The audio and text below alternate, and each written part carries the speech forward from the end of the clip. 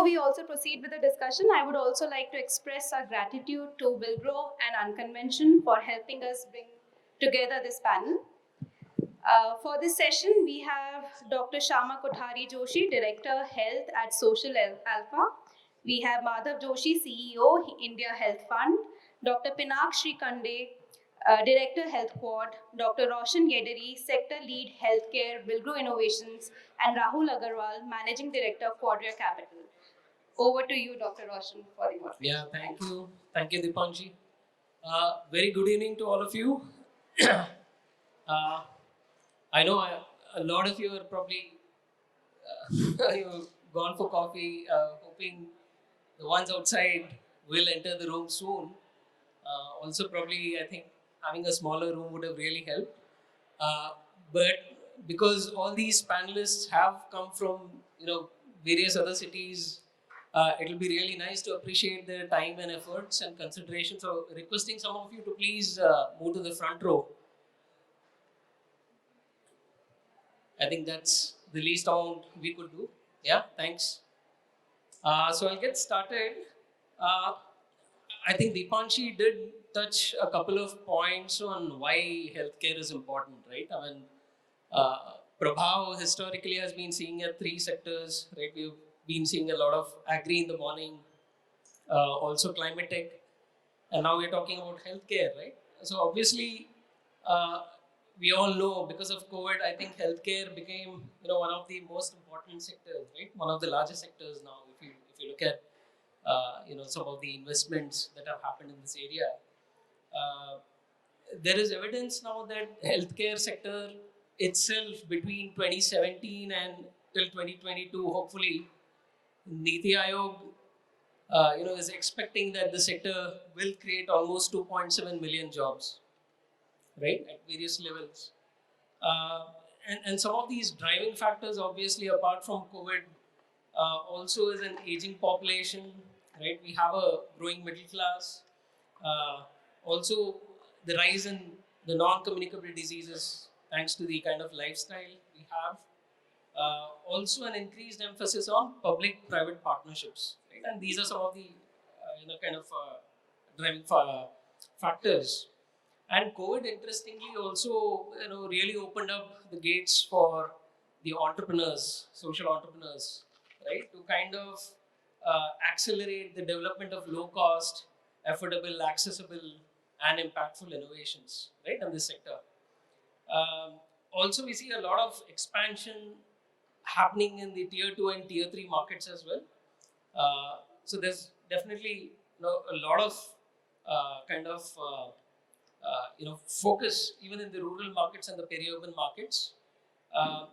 Just to give some couple of numbers, which IIC itself publishes every year. So I believe in 2021 there were around 37 deals in healthcare, right? Equity investments, equity deals, at a total value of 1,200 million US dollars. That's quite a big number, and a median value of almost USD 5 million per deal, right? And interestingly, most of this activity was around seed funding, right? And the number of deals in seed funding was almost equal or even more than Series A and B put together. This was in 2021, right? And if you look at the sectoral level, a lot of it was in primary healthcare, pharmacy, of course, offline and online, diagnostics, and medical devices, right? 2021 also saw 4 unicorns in the healthcare, right? And they were CureFit, Pharmeasy, Pristine Care, and Innovator, right? Whereas from the P point of view, a lot of focus was on pharma, specifically APIs, hospital infra, e-pharmacy, diagnostics, and healthcare at home. Right? So that was 2021. Now in 2022, of course, we heard today morning IIC is going to release its impact investment trends handbook tomorrow.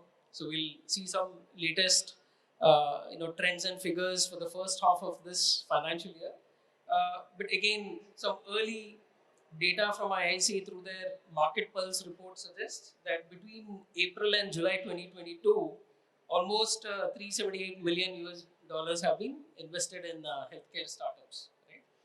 And again, the flavor has been medical devices, diagnostics, digital health platforms, and medical record management. Uh, so now, in spite of this data, it will be really important to know what kind of trends will we see in the next 6 months, right? And what are the challenges that both investors and the other stakeholders face when it comes to investment in these social enterprises, right? And to discuss that, we have an expert panel today. Let's start off with the introductions. First, we have Dr. Kshama Kothari. So Dr. Kshama is the Director of Health and Wellness at Social Alpha. And over the past 12 years, she has worked in diverse roles ranging from practicing general physician, business consulting, product management, and medical advisory in the pharma sector. We welcome you, Dr. Kshama. Also, we have today Madhav Joshi. Madhav is the Chief Executive Officer at India Health Fund, a Tata Trusts initiative, which funds the development, de-risking, and adoption of science and technology innovations, and focusing on diagnosis, treatment, prevention of communicable diseases, to creating impact at scale. Right? Madhav has extensive global experience in the healthcare and nutrition. He has worked in the past with Nestle, Abbott, and Pfizer. So we welcome you, Madhav. Also, we have with us Dr. Pinak Shrikhande. Dr. Pinak comes with over 20 years of rich clinical experience in the field of critical care medicine and healthcare operations.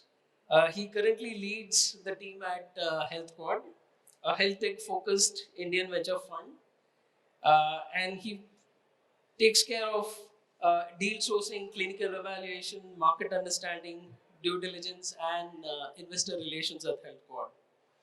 He is also a mentor to startups identified by the National Health Mission and is on the advisory panel of IIT Delhi for their healthcare incubation program. Glad to have you here. And we also have with us joining the panel today Rahul Agarwal. Rahul is a managing director at Quadria Capital, a leading Asian healthcare PE firm, managing almost 2.8 billion US dollars with a strong focus on social impact and ESG. Rahul has over 13 years experience in the PE investing and takes keen interest in social impact and ESG initiatives with Quadria and its long list of impact investors. Welcome, Rahul, to the panel. And of course, the story is never complete without the social entrepreneurs, right? All of us work with them as investors or as incubators. So we also have Rajat Jain here to represent the social entrepreneurs. Now, many of you might have heard Spandan, which was one of the few startups that got funded by all the 5 sharks during the first season of Shark Tank. Right? So Rajat is the co-founder of Sunfox Technologies. He is an incubation manager turned social entrepreneur who started Sunfox Dehradun. He has been appreciated by none other than our Honorable Prime Minister Modi ji for his innovation Spandan, which is a matchbox-sized tool. In fact, he can show you one later, which is used to diagnose heart attacks on smartphones and which costs less than a cup of tea. Right? So he was one of the few startups, as I said, right, got funded on the Shark Tank deal. So we'll start off with the questions. I think my first question is to you, Dr. Kshama. Social Alpha has invested in almost 18 healthcare enterprises that comes from very diverse verticals. Right? You have POC, point of care diagnostics, to medical devices, to digital platforms. Even Social Alpha has invested in some of the healthcare financing enterprises. Right? But COVID really changed a lot of our perspective of how the healthcare ecosystem works. So it might have obviously affected even the investment thesis at Social Alpha. So could you just tell us how COVID changed the investment thesis at your organization, and where will Social Alpha be focusing in the next 2-3 years to come? Thank you. So the change more so has been an articulation. While earlier it was easy enough to describe something as a point of care device, or we look at a product or a medical equipment, which describes the solution, it was important to take a step back and understand where this is going to get deployed, because our role is to address market failure at Social Alpha. So we understand that to actually affect change, we have to integrate solutions that are contextually appropriate either to clinical pathway or to a rehabilitation pathway or to a wellness pathway. So while we are still probably looking at the same kind of solutions, we are changing the narrative of how we are going to integrate them into clinical systems. Taking a step further back, COVID has given us attention. You just mentioned the numbers of 2021 investments. The appetite has increased in healthcare, or even of the investors, which was earlier more risk averse. We are seeing investors come in at stage where we used to come in, where Villgro comes in, which is at point of, which is at prototype stage or a proof of concept stage. So we are seeing more funding in earlier stages than we had before, which gives us at Social Alpha an opportunity to move further down the line, where we are now also looking at idea stage solutions through our entrepreneur in residence programs. But essentially, we'll continue to focus on deep tech and science and technology innovations, which will create an exponential change in the way healthcare is delivered or experienced. Another change that has happened is that we have taken a risk to increase our check size. We earlier used to look for co-investors to co-fund with us on smaller ticket size, but looking at how broken the system is, especially for the regulatory pathway we were discussing earlier, where the fund requirement is huge. There's very little government pool available for it. Clinical trials which establish the validity of the solution that is going to go into market also again has limited funding, especially also for high-risk solutions, for AI solutions which have now been classified as devices as well. So all of this funding is not available in the government ecosystem, which is also quite robust to fund innovations from idea to prototype stage. So that pool will also be included into our check size. I think with that, we have, to conclude, I would say that with the narrative now, the focus is on how we are providing high quality care closer to people's home. How are we making experience of healthcare seeking as well as delivering? So your patient, caregiver community, as well as your clinician and paramedical community, how much can we improve their experience doing what they do? And the third is also an essential component that Social Alpha looks at is assistive technologies. So we are seeing a larger pool of people requiring support temporarily or permanently, those living with physical disabilities, cognitive disabilities, also demanding better type of solutions. So that is where our thesis has expanded. And I think over the last 3 years, starting with the program we call Emphasis BIRAC Social Alpha Quest Challenge, which was in 2019. There onwards, we have done Processica. This is the third year it would be coming into effect. We are also running a blended finance program called Sidvi Atma for procure early stage subsidy of assistive technology tools. So all these experiments with different types of stage appropriate funding, I would say, is something that we are experimenting with currently, and we'll expand hopefully. Thank you. Thank you. Thanks for sharing that. Madhav, I would want to ask you a question now. Right? So, see, traditionally, a good amount of funding, right, especially in the healthcare enterprises, that comes from the Department of Science and Technology, Department of Biotechnology. Most of these government programs definitely focus on early stage prototype development, product development.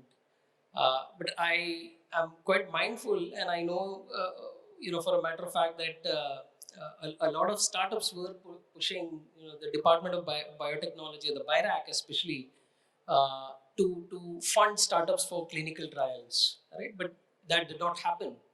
On the other hand, uh, a lot of traditional investors ideally would want to fund in a startup at least when there is some sort of evidence, at least MVP, maybe some early stage regulatory approvals in place.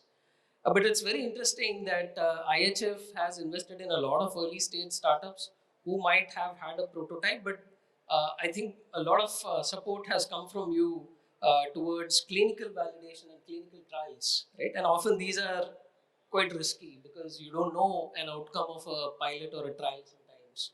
It might need, either the trials fail or you require pivoting of the technology, which is an additional burden on the startup or the enterprise, right? So what was the kind of strategy, or why did IHF look at supporting these high risk domains? If you could just share, and maybe with some examples. Sure. No, thank you for that. So, India Health Fund was set up by Tata Trusts to address a particular area of market failure, which was in the availability of capital and financing, which was needed to take promising science and technology from lab to market, particularly for communicable diseases. Very different from what was happening for NCDs. If you think cancer, diabetes, cardiac care, I'm preaching to the choir here. Communicable diseases had suffered from this market failure primarily because, and this is pre-COVID, they had become diseases of the poor in developing countries funded by governments and not-for-profits. So the pharma and the biotech, health tech industries just didn't have enough incentive to make the investments that were needed to develop this technology. And that's where Tata Trust stepped in. They recognized the need to bring technology, particularly to people who are vulnerable and to the underprivileged.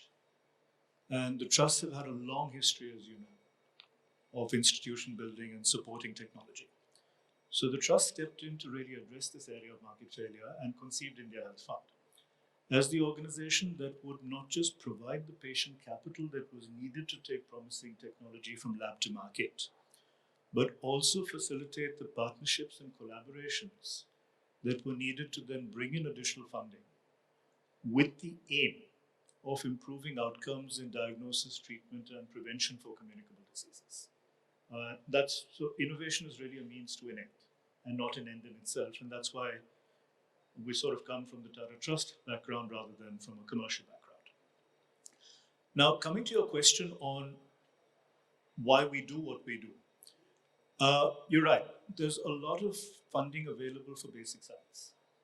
There is some support available for the application of science to prototype. And then there's adequate funding available for venture capital and venture funding. The valley of death, or the so-called valley of death, is from prototype to solution, and that's where a lot of promising solutions fall off the wagon. So that's where India Health Fund focuses. And we don't do this ourselves. Or we do a lot of it ourselves, but we work with a coalition of partners to, first of all, identify need gaps related to communicable diseases, not just in India, but in other parts of the world, to identify the most promising solutions. We give them the grant capital that they need to go through development as well as clinical validation. But then our partners step in, and this is where the likes of ICMR have now started playing a very active role, because we take the upfront risk in the de-risking of these solutions. ICMR has started stepping in to really pick up both the tab as well as the effort in undertaking clinical trials for a lot of the solutions we are supporting. And as a consequence of that, the public sector is now playing a pretty active role in facilitating pilots, because in healthcare, no evidence, no use, no use, no evidence. So it's a bit of a vicious cycle. So a lot of the municipalities and the state governments and some of the central programs we work with have now started actively facilitating these pilots funded by us and some of our partners to enable this journey and eventually the scaling of these solutions, which are now getting some pretty handsome investments from private investors. So that's a long answer to your question. No, but well answered. Thanks, Madhav. So Rahul will take a, let me ask you. So now, unlike other traditional investors that invest in the healthcare innovations or platforms, I understand Quadria has extensively invested in healthcare infrastructure. Right? And while such investments also create social impact, we would like to kind of specifically know how is this impact different from the ones that are created by healthcare innovations. When I say diagnostics or certain medical devices, and are there any specific examples that you could share with us where this kind of impact that is created is maybe different in an urban market compared to a rural market or a tier 2, tier 3? And if you could just share some. Sure. So just for background, Quadria is a growth capital oriented fund.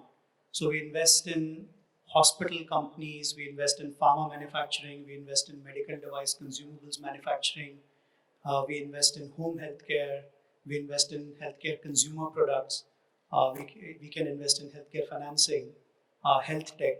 So anything to do with healthcare is what we can invest in. But as you said, we've been mostly focused around healthcare infrastructure. I think we all realize, but I'll just still mention that healthcare cannot just be delivered by technology or OTC, right? Because healthcare has to touch the patient, and patients go into hospitals. Patients need drugs, medical device consumables, which have to be manufactured or delivered in a physical setup, right? Not everything can be done through technology or OTC. So that is why where we step in, and in our part of the world, healthcare is largely private.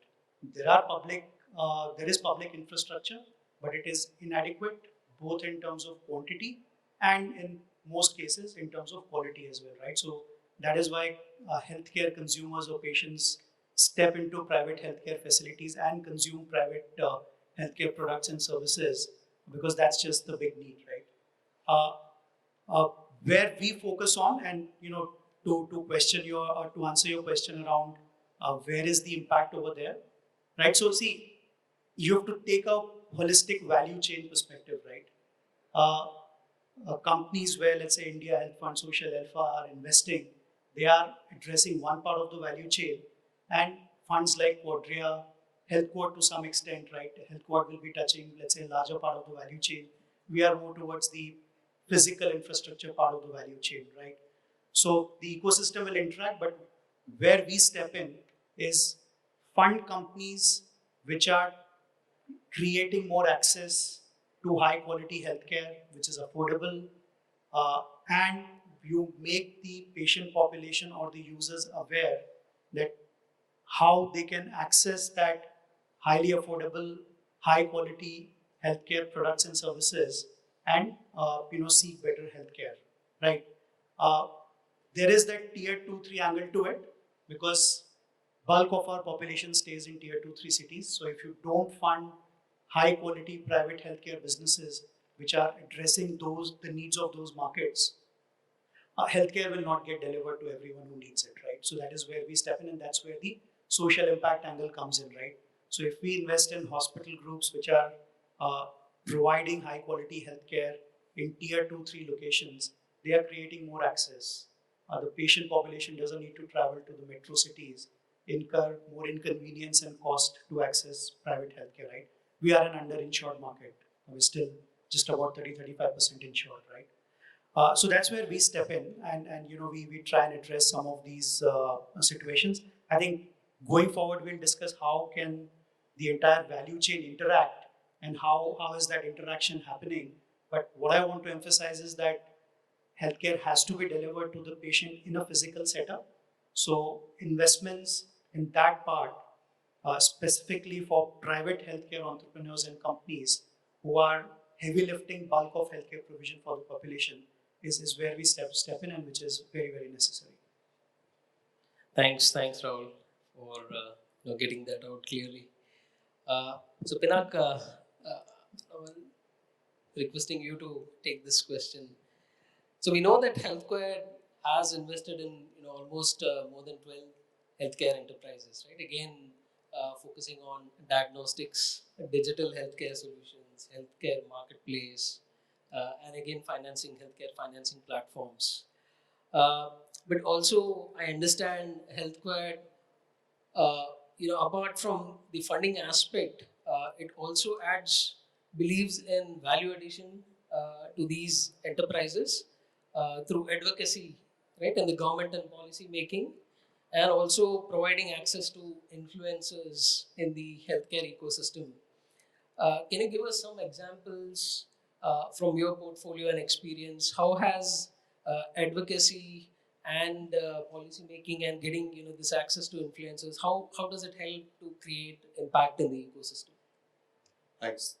Uh, so I think just a brief about Healthquad. We basically are a health tech, digital healthcare focused fund. We invest in healthcare technology companies which are solving for the real challenges of Indian healthcare, which is affordability, accessibility, and quality of care in India. And the entire premise is that we, as a group of individuals and our collective network, brings value to the companies that we invest in through our healthcare experience and our healthcare networks. So that's the basic premise why companies would want to partner with us. Uh, and as Roshan mentioned, one of our uh, you know contributions to the companies is to how they should plan their advocacies and their how there can be how we could be the facilitators of a dialogue between multiple stakeholders, including the government and the companies which are trying to bring in innovative products to solve for the critical issues that I just mentioned to you. Uh, One of the examples that I could mention here is our one of our portfolio companies called Medica Bazaar. Medica Bazaar has now become the largest online platform for medical supplies. It's a B2B platform for hospitals and for clinics. Basically, you can buy anything from a suture to a MRI machine on the platform. And the intention was to actually look at this whole broken medical supply distribution chain and try and plug the gaps in this chain. And it would come as a surprise to you that, as against what the purchasing price for a large healthcare chain like a Max or a Fortis or a Manipal hospital for any given product, they buy it at a much lower cost than the tier 3 hospital in the country. And that is because the tier 3 hospital obviously does not have the bargaining power to stay in that and to compete with the likes of Fortis or Max. Medica Bazaar was the platform that we supported to actually change this behavior, where the distributor in the last mile actually had all the chips in his hand. He was the one deciding the price, he was the one deciding the quality, he was the one deciding the time. And Medica Bazaar was able to kind of alter all of this by being completely transparent and being able to provide high quality medical supplies to the last mile. Here we worked with the government to actually smoothen some of these channels. We worked with AHPI, which is the Association of Healthcare Providers of India, to actually bring all the small nursing homes and smaller hospitals in tier 3 and tier 4 towns on the same platform, and were able to kind of create that marketplace for these hospitals. Today, Medica Bazaar is able to touch more than 150,000 hospitals and clinics in tier 2 and tier 3 towns, is able to supply more than 700,000 SKUs on the platform with this kind of network that we built around using the HPR platform. Similarly, we have invested in a company called Stan Plus. The Stan Plus is addressing the whole broken emergency response system in the country today. What we have, and you would have heard the famous dialogue from Three Idiots, pizza 30 minute में आता है, ambulance आने में 2 घंटे लगते हैं. That's the problem that Stan Plus is trying to solve by taking over the emergency response systems of hospitals on one end for the demand, and at the back end trying to aggregate the ambulance networks through a Uberized model. Now, one of the challenges is that there is no standardization of ambulances in the country today. There is no single kind of uh, regulatory framework or an accreditation body which can standardize the quality of services that an ambulance should provide. Here we are working with Stan Plus to actually create that advocacy with NABH to kind of create a standard for ambulances. What they should be having, who should be going with the ambulance, what kind of medical support staff should be be in that ambulance. Uh, and one of the big challenges is that because anybody who actually can just buy an ambulance becomes an ambulance operator without following any kind of standards, and obviously that has an implication on the outcomes of patients. What we are trying to solve for, and and and to be transparent again, we are not finding the right year at NABH. So we are bypassing the NABH and saying we'll directly go to the JCI and try and get an accreditation from JCI to become the standardized ambulance service in the country today. So I think it's we try and leverage our network, which spans across multiple geographies, to kind of help these companies to create that quality standard or bring in that differentiation in affordability or accessibility through the channels that we support. Thanks, Pinak. And it was really insightful. Now, of course, we should not leave out the entrepreneur in the room. So, Rajat, this question is to you, right? So, as a social, entrepreneur focusing on cardiovascular health, right, and it's a very important NCD, right, and it affects all three market segments, right? Both the urban, peri-urban, and rural. So, what challenges are you facing when it comes to scaling this kind of a diagnostic technology, while not compromising on the quality, affordability, and accessibility, especially to the low-income populations in the country, right? And at the same time, and with an intention to create social impact. Thank you. So, like just to give you a little brief, we are developing a portable cardiac diagnosis equipment which can be used in the same way we use a thermometer today. So, all of us are not having a fever every day, right? But we have a thermometer at home. The idea is we should have it when we need it the most. Okay. So, when we talk about cardiac diagnosis, the primary cardiac diagnosis equipment have been invented 100 years ago and is still limited to the cardiac care facilities, tertiary level facilities, or the diagnostic centers. Whenever somebody is having a chest pain, or even as simple as that, people are having gas pain, and they usually confuse with cardiac, between cardiac and gastric, right? So they reach out to a doctor nearby, a family doctor or neighbor doctor or corner clinic, whatever you call it. 99% of these clinics don't have access to the cardiac equipments at their clinic itself today. How they diagnose? They look at your symptoms. अच्छा ठीक है, हाथ लगाओ कहाँ पे दर्द हो रहा है, अच्छा इधर हो रहा है उधर हो रहा है, and now it looks like a gas or it looks like a cardiac pain. You should go and see a tertiary care. So as you mentioned, healthcare at all of these three different kind of segments, be it urban, semi-urban, or the rural. So healthcare, specifically, if I talk about the primary healthcare equipments, it's not a luxury. Okay, so you don't want to have it. It's not something which you can show off. So you don't want to buy it for that reason. And this is also not something which you are aware about, right? So हमारे case में जो हमारे पास patients आते हैं, इस चीज को वो लोग सबसे ज्यादा समझते हैं जिसके घर में किसी को हार्ट अटैक हुआ होता है, या जो जिसके आसपास किसी ने सुना होता है कि हाँ उनको चेस्ट पेन हुआ, जब तक मैं हॉस्पिटल लेके गया वो नहीं रहे, something like that. So awareness is the first challenge, which is actually lacking across all these all segments. The second is about the reach and the penetrations. So when we talk about, as you mentioned that a bulk of the masses are still in the rural and the semi-urban, right, in India. So when you want to reach out to these people, nothing is structured. How you can reach out to the right people, right? Targeted segment. So that's another challenge. How will you reach out to these people? And then even if you reach out, then say let's talk about the public sector. You put a machine at a primary healthcare center. The government has tried it already, but एक बार machine खराब हो गई तो उसको maintain करने कौन आएगा?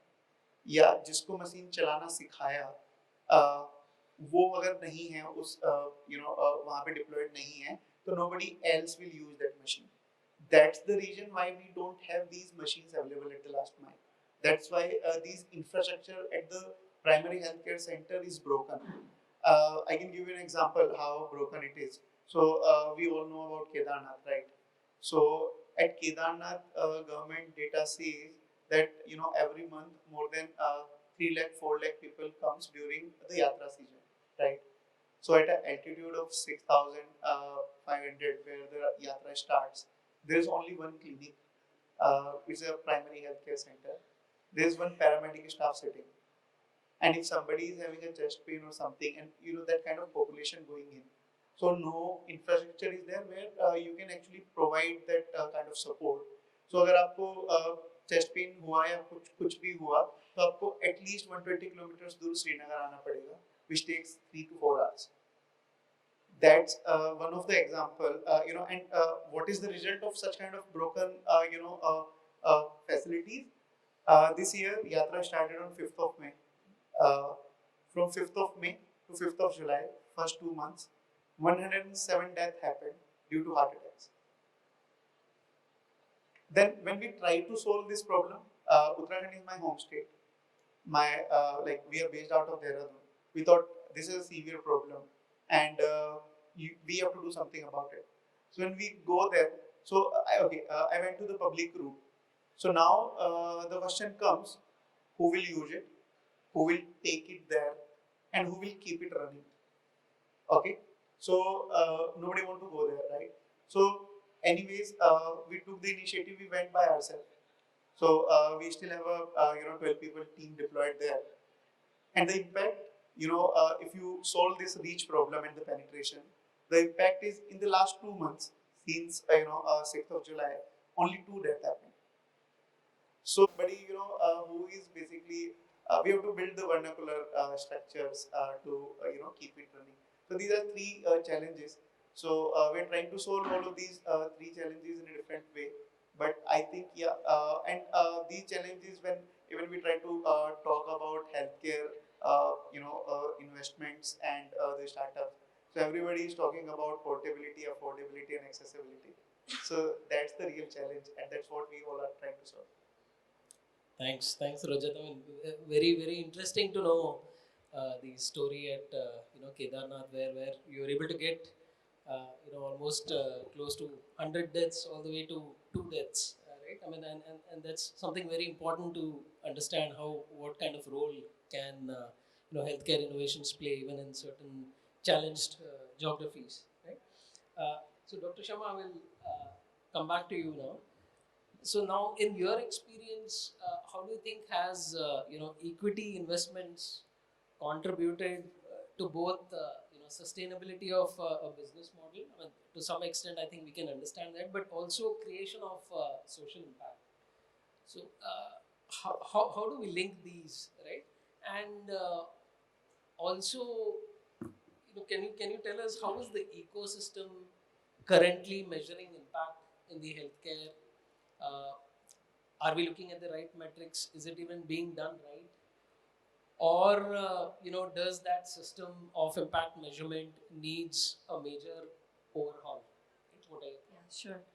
So I think amply as discussed by all of us, equity investments are taking care of a lot of gaps from the stage of prototype to deployment for startups, even scale up, like Pinak and Rahul mentioned. It's the go-to fund for most startups in India currently, while the government sector is also taking care of a lot of early stage idea to prototype stage investments. What could be interesting to look at is if we could deconstruct this further. Currently, for a lot of startups, and because Social Alpha works with a lot of product companies, we face a continual challenge of getting working capital, um, you know, funds available for startups at a reasonable rate of return. Uh, that is one thing for which then startups end up raising equity investments where they dilute out a lot of their stake because at that stage maybe they're not in market yet. So that's a critical choice they have to make. Coming to the second point about how they're creating social impact is, see, in health, technology is lagging by years and decades. Where supply chain and most of the other industries have gone ahead because of technology adoption, healthcare is facing a challenge because we have to make technology not just contextual, it has to be approved regulatory wise, it has to be approved and tested in clinical settings because only then the clinicians and healthcare workers will use it because they don't want to take the risk of if something goes wrong. Like Rajat mentioned, sometimes you also have to take care of the service end and post sales, maintenance, etc. So there's a huge gamut the entrepreneurs face when they really have to make sure something that is deployed to the extent that it's now a common thing to use. So the narrative of impact here cannot be limited to how many deployments, where is it deployed. You have to talk about what is the potential you're creating for change. And we don't have good metrics for that. So we are actually talking about creating new categories. So anything that we were using yesterday or today might not be suitable to measure what kind of capacity they hold for future. So I would leave that thought with everybody here in the audience and at the Impact Investors Council as to how do you create an opportunity for people developing new age solutions to also be counted in impact because they are preparing for the future, what we need. Thanks, Dr. Shrikhande. So because I think both Rahul and Pinak did mention about partners having the right kind of collaborations that play a role. So Madhav, the question to you is what role do you see partnerships and collaborations along with those other stakeholders in the ecosystem when it comes to furthering the cause of creating impact at scale, especially through these technology innovations? Is there kind of any example in your own portfolio that you could share with us where having the right partners and collaborations could amplify the impact of the investments? So partnerships are non-negotiable, especially in healthcare where it will take a village. Now maybe illustrate that with an example of a solution that we had supported. As you probably know, early diagnosis and notification of tuberculosis is critical to not just initiating treatment but saving a life. Now we have a quarter of the world's TB population, and TB kills as many people as COVID officially killed, at least the official statistics say. Diagnosis of TB is the number one national health priority, but it's all done with manual screening. So we identified an early stage technology which uses artificial intelligence to scan a chest x-ray linked to a smartphone, and the algorithm diagnoses tuberculosis. It's done in 30 seconds. We supported the development as well as the validation of this algorithm in 100,000 patients, not just to demonstrate the development, but to demonstrate that it actually worked in public settings. With that work, what we were able to show is the diagnosis was able to be managed in 30 seconds instead of 3 days. The time for treatment initiation of treatment was reduced to 1 day from 7 days. And in an environment where COVID had disrupted TB diagnosis, areas that were using this technology were able to detect 1/3 more TB patients. So the impact is quite significant. And obviously the unit economics enabled much wider testing and therefore diagnosis and initiation of treatment. Now this is funded by India Health Fund. Our partners in the Global Fund and the Stop TB Partnership took this solution global. So they introduced it in the Global Fund introduced it in the Philippines, so it's now being used extensively there. Philippines has one of the largest disease burdens in the world after us.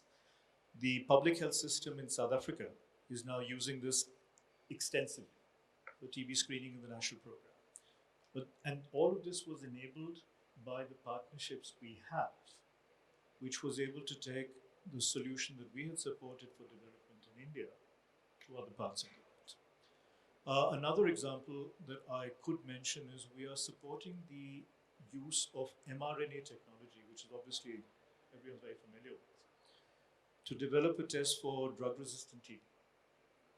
Now, typically, drug resistance surfaces 6 months after initiation of treatment. It costs about 10,000 rupees per patient, and the patient outcomes are not great. Early diagnosis will help prevent a lot of this. So we're working with an organization that has developed the technology to do drug resistance testing within 2 weeks at a cost of under 1,000 rupees per test. But this is and now that we are de-risking the development of this, a couple of large diagnostic companies have chipped in with significant support, not for the funding that we are providing, but for the market access and the consumables that are used in developing these tests, and the wastage rate is very high. So they're chipping in with this, and they're also facilitating the global validation so that this solution can be used internationally at the same time as it goes for regulatory approvals in India. So 2 examples of how partnerships and collaborations can come together. Yeah, thanks, Madhav. And that also probably tells why at least Villgro has been seeing that trend, when we're looking for new funding opportunities, either with foundations or even a couple of government programs, right, where they mandate that the applicants have to be a consortium of, not just one single player, but show us the evidence that, you have already built partnerships. So consortiums or coalitions have to, make applications, can't be a standalone organization. So that probably explains why, partnerships will have a role to play. So Pinak, the question to you then is, apart from partnerships and collaborations, I mean, they are very key, but what could those other important levers, right, in the ecosystem be for ensuring that sustainable impact outcomes come from these equity investments that happen in the healthcare ecosystem? So I think a couple of very important things is that there has to be an alignment between various investors on the table on the kind of impact that they are supporting. There can't be too much of disconnect between investors in that context. Somebody just wants a financial return out of it, and you're sitting along with an impact investor on the table who just is looking at only the impact story. That kind of defeats the entire purpose of, or the company is then confused completely into what direction and what path it needs to take. So I think it's very important even for companies to look at the right set of investors that they are looking to raise funds from, and there has to be a kind of consensus right at the outset while the investment is being made, to kind of have an alignment on both financial returns and the impact returns. So I think that is very, very critical. When we look at investments, we are very clear. Even in our investment committee thesis, what kind of impact is the investment going to make is very well clearly kind of looked at, and it needs to be approved by the investment committee that, okay, these are the kind of metrics that we will track, and this is the outcome that we are expecting. And that is also communicated with the company right at the outset. And this is what we want to look at. Rather than, so we just recently invested in a mental health company. The focus of the company is to develop a chatbot for kind of 3 a.m. friend for mental patients, people with some kind of challenges. Now the problem is that obviously a large market exists outside the country. Now there could be some investors who would be wanting the company to focus on the external market, but we said, okay, at least part of our funds needs to be utilized for development of vernacular, chatbot, which can focus on the Indian population and have an impact on India. So I think they were very, very happy to do that because that was what they always intended to do, but there were different pulls and pressures. But obviously, that's how we were looking at kind of creating that side pocket of capital to be deployed for impact in India. Sure. I mean, in fact, even in Villgro, there are a couple of programs where now we have started focusing on the vernacular aspect of it because it really opens up a very Absolutely. new market to. Yeah. I know we are running out of time, but we'll try to get specific and short, right? So the question to you, Rahul, is whenever we talk about healthcare, sure. I think this is an important piece. We'll keep it very, very short. Yeah. So Rahul, whenever we talk about healthcare innovations, obviously adoption of technology is always discussed, right? Because it's a real challenge. So in your understanding, your experience, are there any correlations that can be drawn between impact investment, equity investment specifically, and adoption of the healthcare technologies? And do these correlations also hold true for the peri-urban and rural markets, or it works differently when you compare it with the urban geography? Sure. So just for sake of brevity, I'll keep it very, very short. Yes, a lot of interactions are happening. That's the need of the hour. As Madhav also said, that collaboration is non-negotiable. And if a new technology or a new way of delivering a healthcare service or a product has come up, it has to ultimately touch the patient, right? Because that's when the healthcare impact or healthcare service or product will be consumed. Very quick couple of examples. We are seeing hospitals in even tier 2, tier 3 locations use, let's say, something like a tele ICU, right? Because there is dearth of good ICU or critical care talent in tier 2, tier 3 locations because good talent doesn't want to stay there and work, right? So the good talent is residing in, Max or Apollo or Fortis or wherever in metro, tier 1 and other sort of hospitals. So through technology, you get the critical care expert in a metro city to look at a patient in a tier 3 location by use of audio visual and guide the critical care team on the spot on what the treatment protocol should be. And Pinak has done a lot of work on that, so he can speak at length about that. Similarly, we are seeing even tier 3, just visited 2 weeks back, a hospital in a tier 3 city and never assumed they would be doing that. They've linked up all their medical equipment using a technology patch and linked to the technicians or the doctor's mobile phone, where doctors get alerts for patient vitals, whatever is going wrong. And it's really a tier 3 location. You'd never imagine they're doing that, right? So this is getting adopted very, very fast. Good thing is that awareness is getting created. Entrepreneurs are reaching out to the traditional business models, and it's happening at a good pace, I would say. Okay, thanks, Rahul. Just one last question to Rajat, right? Because we have investors on the panel. I know a couple of them are outside the room, but hoping we have a few investors here in the room as well. So which are the 3 key areas that social entrepreneurs feel investors should focus on? I mean, you can represent the entrepreneurs and Okay, so I think as Dr. Madhav and Dr. Kshama mentioned already, that partnerships and finding the right collaborations are important because that can actually solve 2 of these biggest challenges. The first one is the awareness, and the second one is building the structures for the penetration, right? Because ultimately penetration is something which which is going to solve the problem.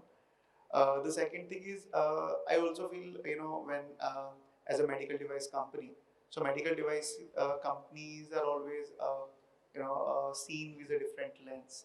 While as we talked about, though I've seen a lot of impact investors are actually giving the privileges, but if as a non-impact company like a pure commercial SaaS company or some other, we have a lot more to do. Taking a longer regulatory pathway, longer go to the market timeline, getting a long time to acquire, that larger customer base. But still, all of these medical devices companies are also evaluated by the same lens by the most of the investors. So this is something which I feel that has to be looked upon. And the last one is the impact measurement. uh, I should appreciate Villgro's model here, because I've been, University of Villgro. So the kind of DPs, so Villgro has a mechanism called diagnostic panel. So I was not aware about that when I got a chance to, get incubated. So they actually have a deep dive for 1 hour or 2 hour with the startup to understand where are they in terms of technology, in terms of medical advocacy, in terms of everything else. And then they actually go themselves, like you guys always go and help us to solve those particular problems and help us to actually uh, uh, make a measurable impact. So that kind of support, I think it can actually change and have been helpful for us as well. So yeah, these are the most things, and I think I'm the only non-doctor in this panel. So you you must have been seeing all of this, with a lot of entrepreneurs already. So yeah, that's mine. Sure. Thanks, Rajat, and all the very best with your entrepreneurial journey. I think with that, we come to an end of this panel. Thanks to all the panelists. But if we have time, maybe we can take one or two questions. Two questions, if any.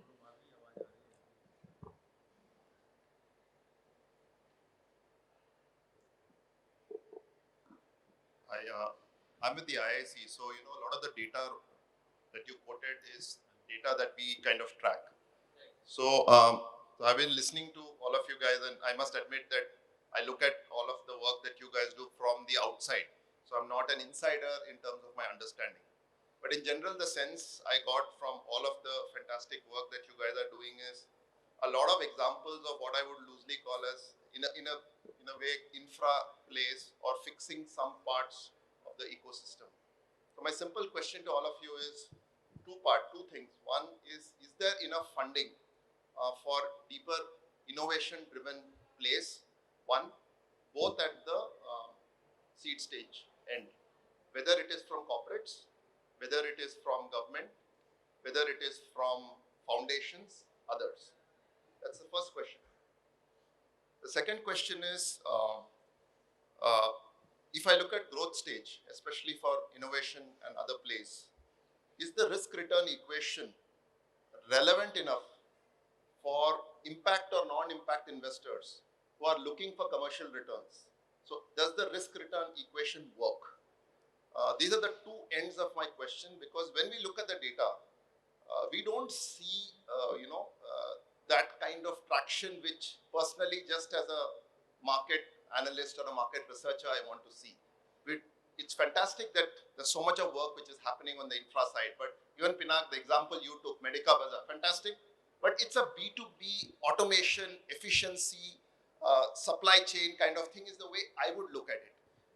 When I look at 1MG, when I look at PharmEasy, when I look at some of the successful listed entities, they are all B2C sort of, execution efficiency plays.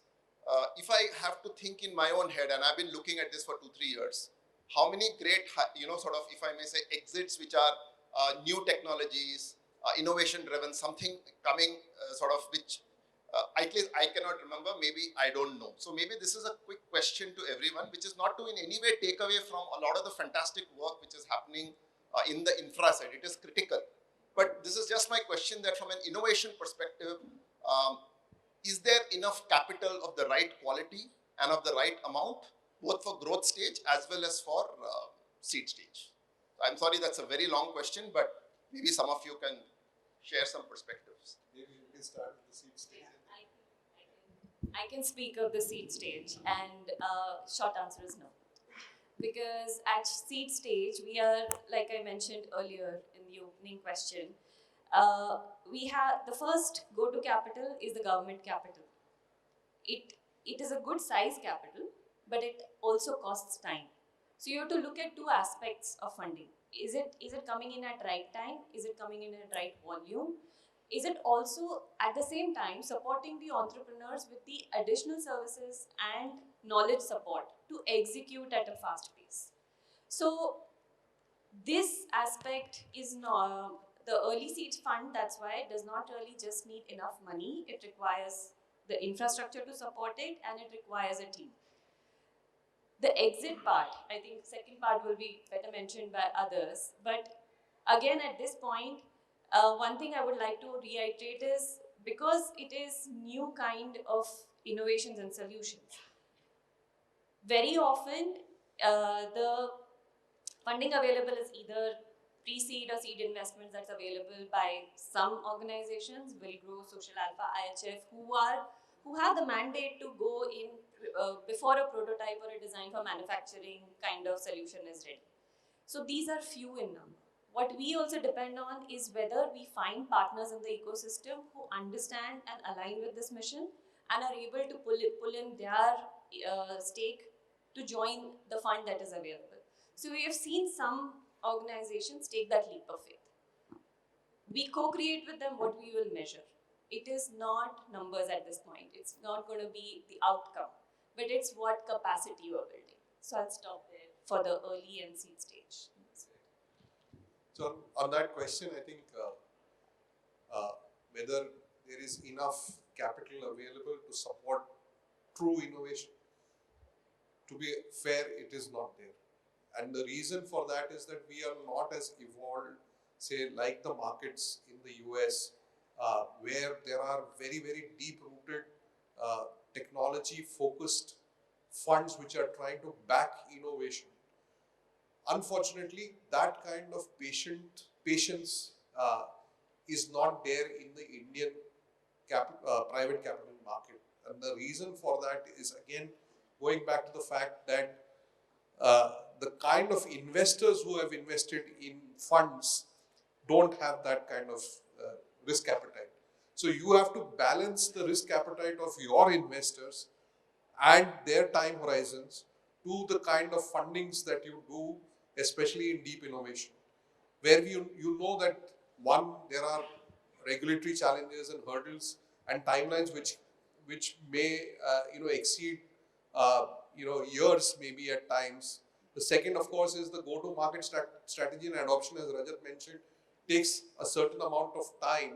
Now, that means that it is a significantly patient capital that you require to have that innovation to go to market. Obviously, right now, the funds are not there to kind of back that kind of innovation.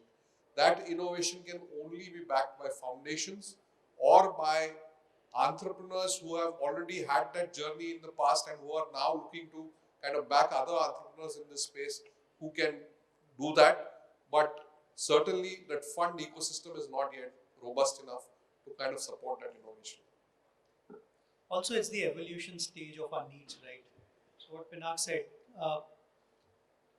the kind of capital there is today, it is chasing the low-hanging fruits, right? We are still solving for basic needs of getting the available solutions to the guys who need it, right? So we're talking about creating new and better solutions, which is happening in the West mostly or other areas, because they have already crossed that availability and access need, right? So that's basically evolution. It'll happen, but it'll happen slowly.